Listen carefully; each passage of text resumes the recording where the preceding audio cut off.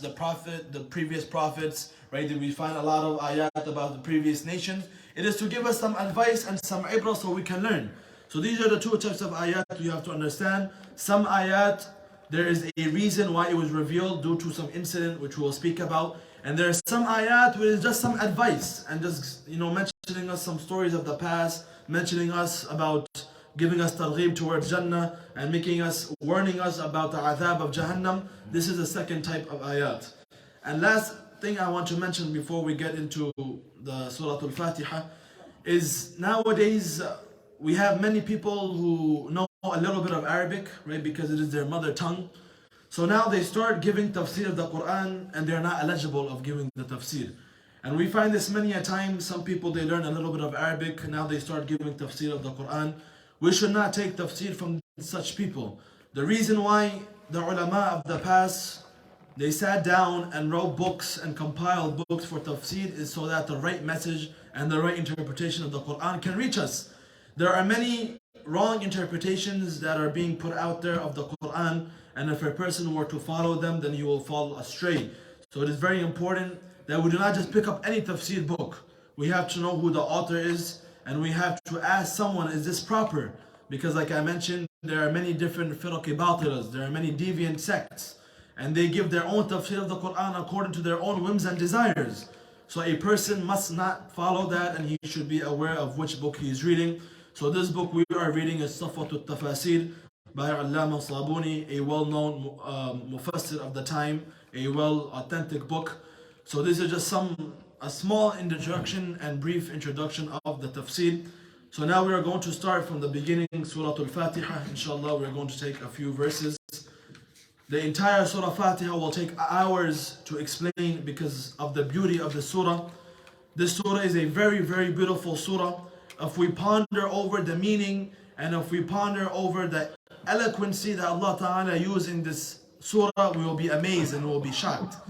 So before we go into the meaning and the tafsir of the surah, we're going to see some background story of the surah and also some fadilat and virtues regarding Surah Al-Fatiha.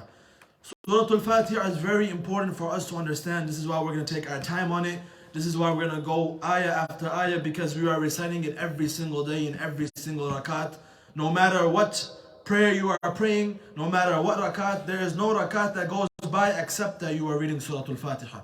And every one of us, we've been reading this for 20, 30 years. So it is very important we understand Surah Al-Fatiha properly.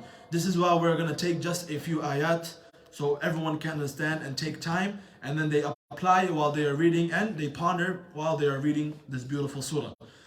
So some fadilat and some virtues regarding the surah.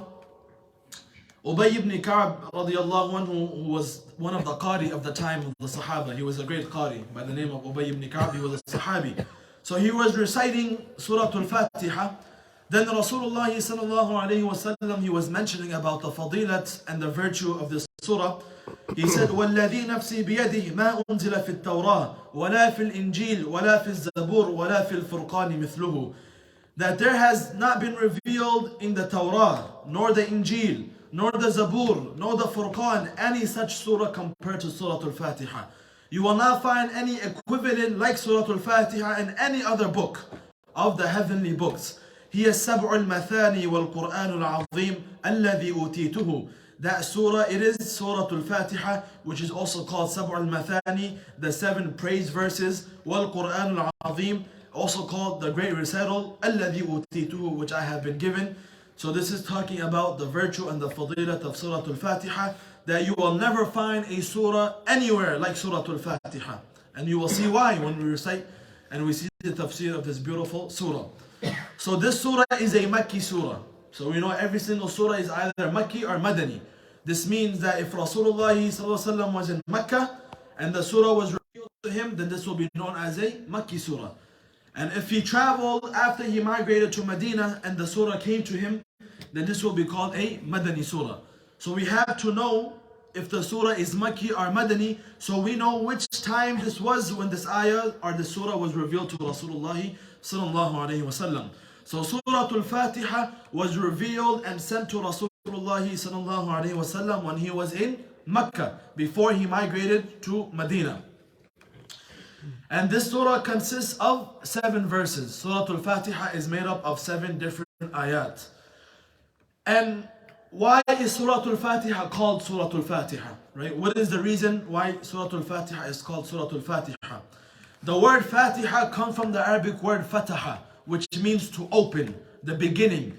So the reason why Surah Al-Fatiha is called Surah Al-Fatiha is because Surah Al-Fatiha is the opening of the Quran. It is the beginning of the Quran. The Quran opens up and starts and begins with Surah Al-Fatiha. This is why the Surah Al-Fatiha is called Surah Al-Fatiha, because it comes from the word Fataha, which means to open, and the Quran opens up and starts and begins with Surah Al-Fatiha. This is the reason why this is called Surah Al-Fatiha.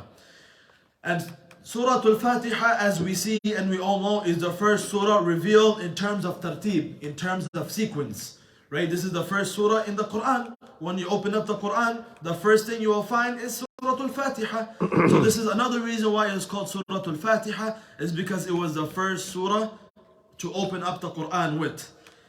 And we all know that the first ayat that were revealed to Rasulullah was Surah Al-Alaq, Iqra, and then some ayat of Surah Al-Muddathir and Surah Al-Muzammil. But the ulama, they mention that the first complete surah to be revealed to Rasulullah was indeed Surah Al-Fatiha. This was the first surah to be revealed to Rasulullah in complete form. Right? We have ayat here and there scattered from different surah. But the first full surah to come and to be revealed to Rasulullah sallallahu alaihi wasallam was indeed Surah Al-Fatiha. Another virtue regarding the surah is when Rasulullah sallallahu alaihi wasallam migrated to Medina, about a decade after the surah was revealed to him, there was a man, a sahabi by the name of Abi Sa'id ibn al-Mu'alla. So Rasulullah sallallahu alaihi wasallam called this sahabi by the name of Sa'id ibn al-Mu'alla, and he did not respond to him. Why? Because he was praying. So after Sa'id ibn al-Mu'alla finished praying, he came to Rasulullah sallallahu alaihi wasallam and he said, Ya Rasulullah, you called me? So Rasulullah sallallahu alaihi wasallam told him, لَأُعَلِّمَنَّكَ سُورَةً هِيَ أَعْظَمُ السُّورِ فِي الْقُرْآنِ, that I will teach you such a surah which is the best surah in the entire Quran. And mind you, Rasulullah sallallahu alaihi wasallam is mentioning this when he migrated to Medina. And we know that this surah was revealed in Mecca. About a decade later, he is narrating this hadith and he is mentioning this to the Sahabi. And many surah and many ayat have been revealed in the middle between the two times. So still Rasulullah sallallahu alaihi wasallam is calling Surah Al-Fatiha the greatest surah to be revealed in the entire Quran. So he told him that I will teach you such a surah which is the best surah in the entire Quran. What is that surah? Alhamdulillahi Rabbil Alameen, Surah Al-Fatiha. And here Sab'u al-Mathani. Another name of Surah Al-Fatiha is Sab'u al-Mathani, the 7 praised verses. What does this mean? So we know that Surah Al-Fatiha is made up of 7 ayat and they're all praising Allah Ta'ala. And Mathani comes from the word Ithnain, which means 2, a similarity, a pair. So we will find out why this is called Sab'u al-Mathani and what does it mean by a pair. We will find that later on. Another name of Surah Al-Fatiha is Qur'an al-Azim, the great recital. Quran doesn't only mean the Quran itself. Quran comes from the word Qara'a yaqra, which means to recite. فَهُوَ مَقْرُوءٌ. So Quran also means something which is recited. When something is being recited, it is called Quran as well, from the Arabic word Qara'a. So Al-Quran al-Azim doesn't mean the great Quran. It means the great recital. So Surah Al-Fatiha is called the great recital. Yani this is the greatest recitation and the greatest recital anyone can do from the entire Quran. Why? Because Surah Al-Fatiha, it is the essence of the Quran. Surah Al-Fatiha is the backbone of the Quran. This is why it is called the greatest recital. Al-Quran al-Azim, the great recital. And this is hinted in the Quran as well. وَلَقَدْ آتَيْنَاكَ سَبْعًا مِنَ الْمَثَانِ. Allah Ta'ala is telling Rasulullah sallallahu alayhi wa sallam, وَلَقَدْ آتَيْنَاكَ سَبْعًا مِنَ الْمَثَانِ, that I have given you the Sab'u al-Mathani wal-Quran al-Azim, and the great recital, yani Surah Al-Fatiha. So these are 2 other names of Surah Al-Fatiha, Sab'u al-Mathani wal-Quran al-Azim, the 7 praised verses and the great recital. Why? Because this is the essence of the Quran. There is no rakat that anyone prays except that he is reciting Surah Al-Fatiha. Every single time we begin any prayer, we begin with Surah Al-Fatiha. And this is why another name of Surah Al-Fatiha is called Kitab, the mother of the book. Why is Surah Al-Fatiha called Kitab, the mother of the book, the mother of the Quran? لأنها جمعت مقاصده الأساسية, because all the fundamentals of Islam is gathered and you'll find it in Surah Al-Fatiha. This is why Surah Al-Fatiha is also called Kitab. So this was a brief introduction to Surah Al-Fatiha and some of the virtues. We see that this is a very virtuous surah, right? Rasulullah ﷺ called it the greatest surah in the Quran. It is called the great recital. It is called the 7 praise verses. It is called the mother of the book. So this shows the great virtue of Surah Al-Fatiha. Now, beginning the ayat, like I mentioned before, Surah Al-Fatiha is made up of 7 different ayat. The first 3 ayat of Surah Al-Fatiha talks about and praises Allah Ta'ala. The last 3 ayat of Surah Al-Fatiha talks about the abd and the slave seeking guidance from Allah Ta'ala. And the 4th ayah, the middle ayah, is a combination of the two, one of praise and of the slave. So this surah, first of all, is very well balanced. You'll find a great deal of balance in the surah. The first 3 ayat is talking about the praise of Allah Ta'ala. The last 3 ayat is talking about the slave seeking guidance from Allah Ta'ala. And the middle ayah is a combination of both. So going into the meaning and the tafseer of the surah, Allah Ta'ala, He starts off Surah Al-Fatiha by saying, Alhamdulillahi Rabbil Alameen. All praise belongs to Allah Ta'ala, who is the Lord of all the worlds. Now, this word Alhamdu is a masdar. What is a masdar? One is a masdar, one is a fi'l. A fi'l is a verb. Allah Ta'ala could have said, Ahmadu Lillah, that I praise Allah Ta'ala, for example. But the reason why Allah Ta'ala used Alhamdu, the masdar, it is الثناء بالجميل على جهة التعظيم والتبجيل. That all praise belongs to Allah Ta'ala at every single time period.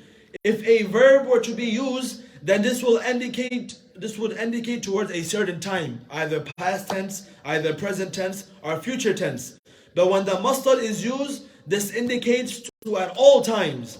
That in all times, all praise belongs to Allah Ta'ala. And then Alhamdu, the letter Alif Lam. Why is Alif Lam added there? Allah Ta'ala could have just said, Alhamdulillah. The reason why Alif Lam is added, this Alif Lam is called Alif Lam Istighraqi, which means that all types of praise, any type of praise which you find in this dunya, Allah Ta'ala is worthy of every single praise, and Allah Ta'ala is worthy of the greatest praise. This is why Alif Lam has been added to the word Alhamdu. And the reason why the masdar is used is to show that all praise and every praise and the greatest praise in all time periods and all eras, in the past, in the present, in the future, at all times Allah Ta'ala will be full of praise, and full praise belongs to Allah Ta'ala. Any praise we find, the greatest praise belongs to Allah Ta'ala. This is the word Alhamdu. The next word is Lillah. Alhamdulillah. Now the word Allah is one of the greatest names of Allah Ta'ala. We know Allah Ta'ala has many names. The word Allah, it is one of the greatest of His names.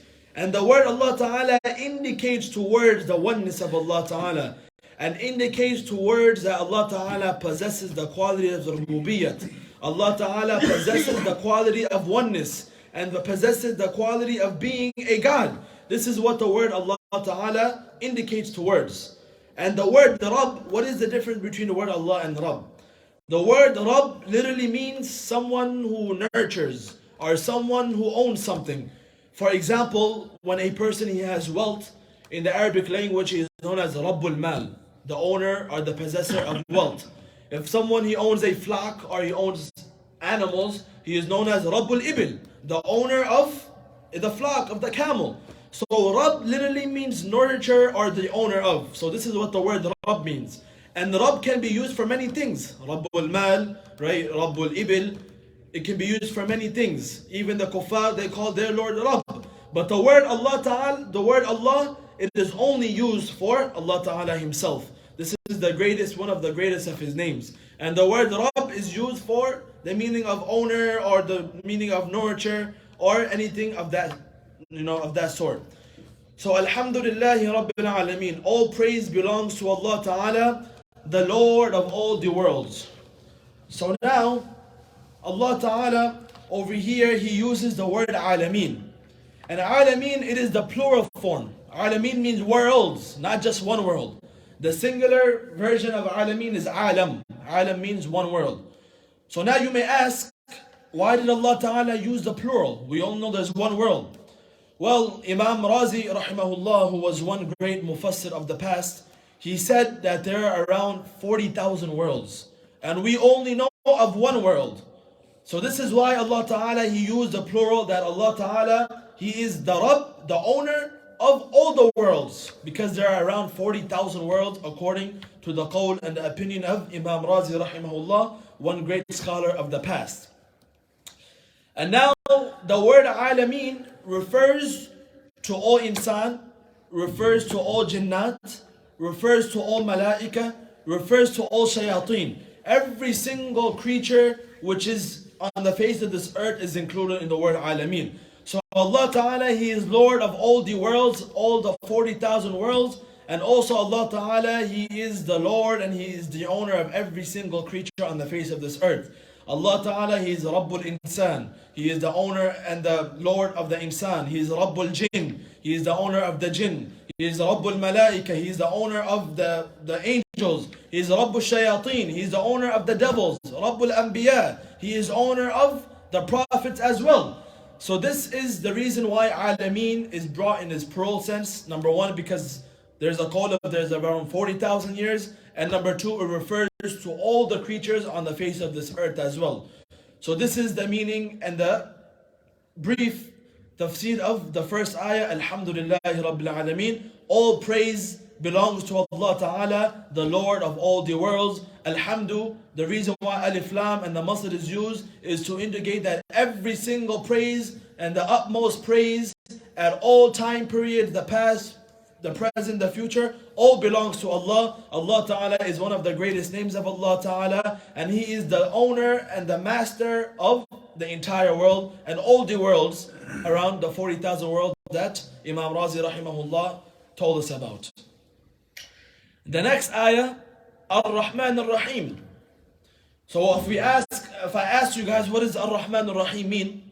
Right? Everyone's gonna say, the most merciful, very merciful, right? Everyone translated it as the same. Because Rahman and Rahim come from the word Rahmah, right? Ar-Rahman min Ar-Rahmah, Ar-Rahim min Ar-Rahmah. The most merciful, the very merciful. So have we ever thought to ourselves and asked ourselves, what is the difference of Rahman and Rahim? What is the difference? They both come from the word Rahmah, they both come from the word mercy, and they both mean the most merciful, the very merciful, full of mercy, whatever you want to say. What is the difference between the two? We all know Allah Ta'ala is not just going to repeat Himself for no reason. There is a difference between the two. What is the difference? Right? Many of us, we've been reciting Surah Fatiha for 30, 40 years. Rahman, Rahim, Rahman, Rahim. Allah is Rahim, Allah is Rahim. What is the difference between Rahman and Rahim? There must be a difference, 100%. Because Allah Ta'ala won't repeat the same word back to back, one after the other. Allah Ta'ala won't do that because His speech is very eloquent. So we have to ask ourselves, what is the difference between Rahman? What is the difference between Rahim? Right? Many of us, we probably don't know. So the difference is, the word Ar-Rahman, first of all, comes on the wazn of Fa'lan. Fa'lan, Rahman.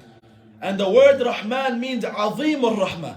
That Allah Ta'ala, He is full of mercy. That the quality of mercy is found from amongst the characteristics of Allah Ta'ala. That Allah Ta'ala, He is full of mercy, He is the possessor of mercy, and this is صيغة مبالغة في كثرة الشيء وعظمته. That Ar-Rahman, it is a صيغة مبالغة, meaning it emphasizes the amount of rahmah and mercy Allah Ta'ala possesses. On the wazn of Fa'alan, when you say Rahman, it means Allah Ta'ala, He is full of mercy, the infinite mercy, such mercy which is, there's no limit towards. Mubalagha, emphasizing the amount of rahmah and mercy Allah Ta'ala has. This is the meaning of Rahman. The most merciful, full of merciful, the one who possesses infinite mercy. What does Rahim mean? Rahim also means mercy. So what's the difference? The word Rahim comes on the wazn of fa'il. Rahman bi wazni fa'lan. Rahim ala wazni fa'il. So the word Rahim gives the benefit of dawam. What does this mean? That Rahim indicates that Allah Ta'ala has the quality of Rahmah continuously, forever, in the past, in the present, and the future. So this is the difference. Rahman indicates that Allah Ta'ala, He is full of mercy. Allah Ta'ala, He is the owner and He is the possessor of mercy. And He, whatever mercy you may find, Allah Ta'ala possesses it. Rahim means that Allah Ta'ala, He possesses the quality of mercy at every given moment, at every given time. This is the ma'na of Rahim, is to show dawam, that not only is Allah Ta'ala merciful sometimes, not only is Allah Ta'ala merciful today, but always, forever, every single day from the past all the way till the end of time, Allah Ta'ala will have the quality and the sifat of rahmah. And we can take some examples of different words. For example, in the Arabic language, we have the word ghadban, right? Rahman, ghadban. It's on the same wazn. The word ghadban means for someone to be angry.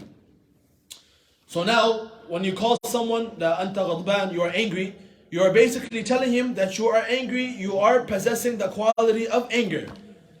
But this does not mean that he is angry every single time, 24/7. Otherwise, you would have to use the word, instead of ghadban, you would have to use the word ghadib, like Rahim. When you say ghadib, this means that he is angry 24/7. So the word Rahim shows that Allah Ta'ala has mercy 24/7, now, before, until the end of time. If you just say Rahman, you can call another guy Ghadban, he is angry, right, just for a moment, right? No one is angry 24/7, he's angry for 1 hour, for 1 day at most. If you say only Rahman, then you're just saying that Allah Ta'ala, He's merciful for some amount of time. But Rahim gives the benefit that Allah Ta'ala is merciful da'iman, all the time. All the time, ala dawam. Just like for the example, if you call someone drunk in the Arabic language, it's called sakran. Ala wazni fa'alan, rahman, sakran, jaw'an. Jaw'an means hungry, right? Atshan means thirsty. Sha'ban means filled, stomach. So all these are qualities which the person is possessing only for a short amount of time. For example, a person is intoxicated for a certain amount of time. This is why you call him sakran. A person is hungry for a short amount of time is called jaw'an. So this is why the word Rahim comes to indicate to us that Allah Ta'ala, He has a quality of rahmah forever, ala dawam till the end of time, and not only for a small portion of the time. This is the difference between Rahman and Rahim, which every single one of us we must ponder. Now that we know the difference, when we are reciting Surah Al-Fatiha, we should keep in mind that Rahman and Rahim is not the same. Yes, they both come from the word rahmah, they both come from the word mercy, but Rahman shows that Allah Ta'ala possesses the quality of rahmah, and not just a little bit, mubalagha. Infinite mercy is the word Rahman. Rahim, at all times, He's always merciful no matter what. Another difference between Rahman and Rahim, as Imam Khattabi, rahimahullah, one great mufassir and scholar of the past, he said, that the word Rahman, it is used for both Muslims and non-Muslims, right? Because Allah Ta'ala, He is Rahman to the disbelievers as well, right? He gave them many ni'mah. So you can say that Allah Ta'ala is Rahman to the kuffar and Allah Ta'ala is Rahman to the believers. But when it comes to the word Rahim is only used for the believers and it is not used for the kuffar, which is why Allah Ta'ala, He says in an ayah, وَكَانَ بِالْمُؤْمِنِينَ رَحِيمًا. And Allah Ta'ala, He is Rahim to the believers. He did not say وَكَانَ بِالنَّاسِ رَحِيمًا, that Allah Ta'ala is Rahim to all the people, because the word Rahim is only khas and specific to the believers. You cannot use the word Rahim for the non-Muslims. For them you will use that Allah is Rahman to them. Rahman is used for both Muslim and Kafir, but Rahim is only used for the Mu'minun. This is another difference that Imam Khattabi, rahimahullah, he gives between Rahman and Rahim. So like I mentioned before, the first 3 ayat are the ayat which refer to the praise of Allah Ta'ala. And we're only going to take these 3 ayat today. And next time we're going to do the next 3 and the middle 4th ayah as well. So the first 3 ayat are talking about the praise of Allah Ta'ala. We did the first one, second one, Ar-Rahman Ar-Rahim. Now the 3rd ayah, Allah Ta'ala, He says Maliki Yawmiddin. Owner and master of the day of judgment. Now, when we hear this ayah, a question should come about in our minds. Maliki Yawmiddin, right? Allah Ta'ala is the owner of the day of judgment. We all know Allah Ta'ala, He is the owner of everything.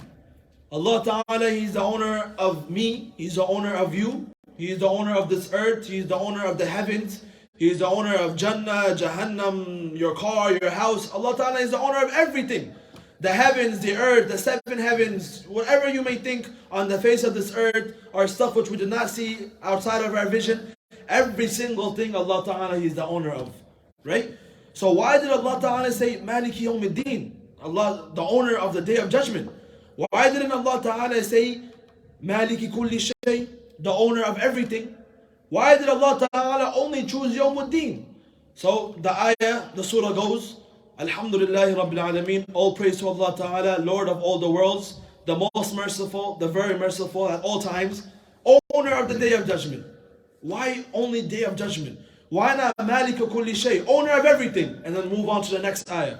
Why did Allah Ta'ala single out Yawmuddin when Allah Ta'ala is the master of Jannah, Jahannam, Anbiya, you, me, cars, Jannah, Jahannam, the skies, the earth, the ground, everything He owns? Why did He only single out Yawmuddin? This is a question we have to ask ourselves. So the ulama, they gave the answer. The reason why Allah Ta'ala He singled out Yawmuddin, that Allah Ta'ala is the master of the day of judgment, even though He owns everything, He's the master of everything and everyone, is because on the day of judgment, the power and the ownership and the might of Allah Ta'ala will become apparent. In this dunya, yes, Allah Ta'ala He owns us, but if we do something bad and we disobey Him, maybe His ownership and His power might not become apparent right away, right? Because many people, like the kuffar, right? They disobey Allah Ta'ala day and night, but they don't care. They're not worrying about Allah Ta'ala. But on the day of Qiyamah, this is where the power and the ownership and the might and the power of Allah Ta'ala will become apparent. This is why Allah Ta'ala He said Maliki Yawmiddin, owner of the day of judgment. Because on the day of judgment you will see who is the real Malik. You will see who is the real owner. You will see who is the real person who possesses power. This is why Allah Ta'ala He used Yawmuddin, because on Yawmuddin, the day of Qiyamah, the power and the ownership of Allah Ta'ala will become adhar, will become magnified and will become apparent to the people. Many of us, we might not see His power in this dunya. Right? So if Allah Ta'ala said Maliki ka, He's the owner of you. Okay. So many times I'm committing sins but nothing's happening to me. On the day of Qiyamah, you will see what's going to happen to you. And this is why Allah Ta'ala He says in the Quran in Surah Mu'min, also known as Surah Ghafir, يَوْمَ هُمْ بَارِزُونَ. Yawma, on the day of Qiyamah, the people, they will present themselves, barizun. لا يخفى على الله منهم شيء. Nothing will remain hidden to Allah Ta'ala with regard to the entire insan. لا يخفى على الله منهم شيء. لمن الملك اليوم. The question will be asked, لمن الملك اليوم? For whom is the kingdom today? Who is the owner today? Who is the Malik today? Yani the day of Qiyamah. This question will be asked. What will be the answer? لمن الملك اليوم? الملك اليوم لله. Today the kingdom and the ownership and the power and the might is only for Allah Ta'ala. Now you will see His power. Maybe in this dunya you didn't care about Him. Maybe in this dunya you were disobeying Him day and night. Maybe you thought He will not, do anything to you because nothing happened to you. On this day of Yawmul Qiyamah, you will see who is the true Malik. You will see who is the true owner. You will see who is the true possessor of power. This is why Allah Ta'ala He said Maliki Yawmiddin, and He did not say Maliki al-Ard, owner of the earth, or Maliki al-Jannah, because on the day of Qiyamah you will see the might and you will see the power of Allah Subhanahu wa Ta'ala. So this is the reason why Maliki Yawmiddin was mentioned. One more thing to mention is, what is the relationship and the connection between Ar-Rahman Ar-Rahim and Maliki Yawmiddin? Yes, Allah Ta'ala is saying, Allah Ta'ala is the most merciful, the very merciful, owner of the Day of Judgment. What is the relationship between these two ayah?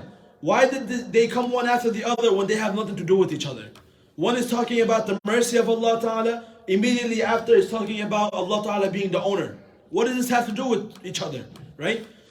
We all know Allah Ta'ala is very eloquent. So what's the reason of bringing these two ayat together? Why did Allah Ta'ala do this? So the reason why Allah Ta'ala, He brought these two ayat together is because there's a relationship between them. There is a connection. And if we do not study the tafseer, we will not know what is the relationship between them. This is why the surah is so beautiful. It is full of magnificent, information that it will blow your mind away.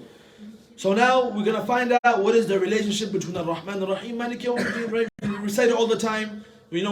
Sometimes we were thinking about our jobs, Ar-Rahman Ar-Rahim, Malik Yawm al-Din, but we don't know what is the relationship between the two ayat. Why are they coming one after the other? So the reason why Ar-Rahman Ar-Rahim and afterwards is coming Malik Yawm al-Din is because, like we mentioned today, every single one of us, we are sinners, right? We all sin. And if Allah Ta'ala was not Rahman Ar-Rahim, if Allah Ta'ala would not forgive us, we would all be destroyed. Keeping that in mind, what happens is some people, they take advantage of the rahmah and the mercy of Allah Ta'ala.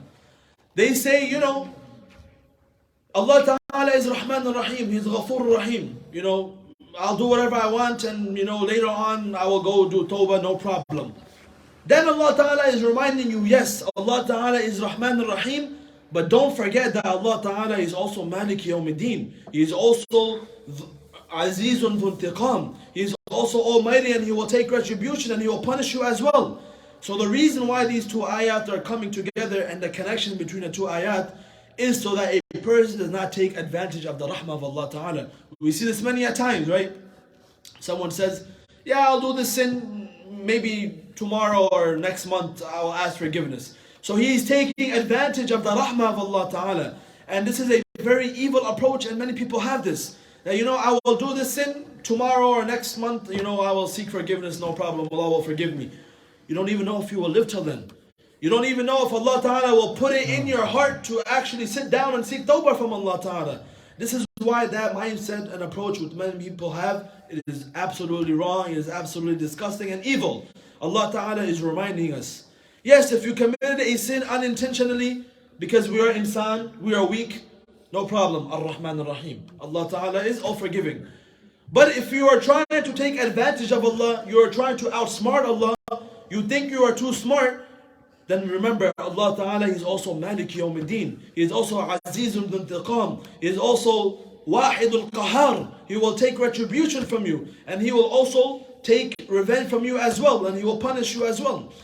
And this is why the other day I actually got an email of one lady. She was saying, she was a reaver, and she was mentioning a question. She said that her husband wants to take riba, interest, conventional mortgage, which we all know is absolutely haram, 100%.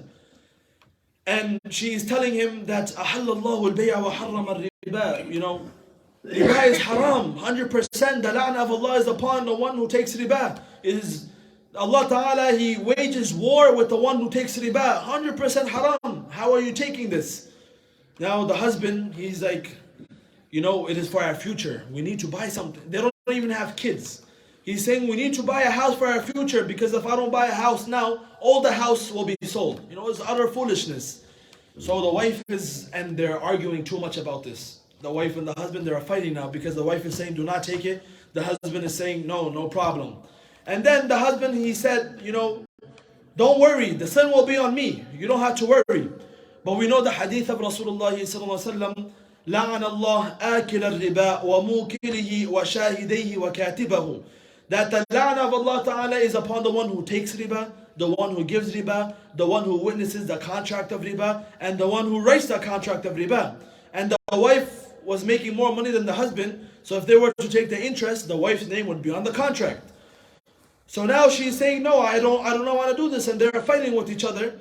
So now the husband is saying, no problem, let me just take the riba, and what's going to happen is Allah Ta'ala will forgive me later on. He's doing that trick which people, they take advantage. No problem, I'll take the mortgage later on, I'll ask tawbah from Allah Ta'ala. This is a very evil approach which many people, they take on, all the time. No problem. And what happens? They pass away. Allah Ta'ala never put it in their hearts to seek tawbah for that major sin that they committed. prohibited, and now they will have to be made to pay on the day of Qiyamah. So this is the relationship between Ar-Rahman Ar-Rahim and Malik Yawmiddin. You commit a mistake, you commit a sin, no problem. Do sincere repentance, Allah will forgive you. But if you do it intentionally, thinking that it is not a big deal because Allah is full of mercy and you're taking advantage, Malik Yawmiddin. Allah is the owner of everything, and you will see on the day of Qiyamah that you actually want to take advantage of His mercy and try to outsmart Him. You will see what's going to happen on the day of Qiyamah. So my dear respected brothers and elders, these were only the first 3 ayat. We can speak longer, but not to keep everyone, it is getting late and people, we take these 3 ayat. We're going to take time, Surah Al-Fatiha. Now every single time we read, we should keep all these notes in mind, especially of these first 3 ayat. We went over the background story of Surah Al-Fatiha. We went over the introduction of the Tafseer, that this surah is a Makki surah, 7 ayat, 4 different names, called Surah Al-Fatiha because the Quran begins with the surah.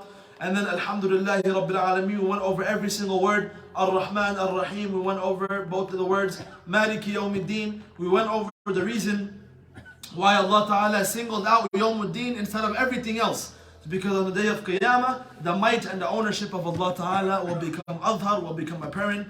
So may Allah Ta'ala give us all the faith to act upon what has been said. وآخر دعوانا الحمد لله رب العالمين سبحان الله وبحمده سبحانك اللهم وبحمدك أشهد أن لا إله إلا أنت أستغفرك وأتوب إليك جزاكم الله خيرا.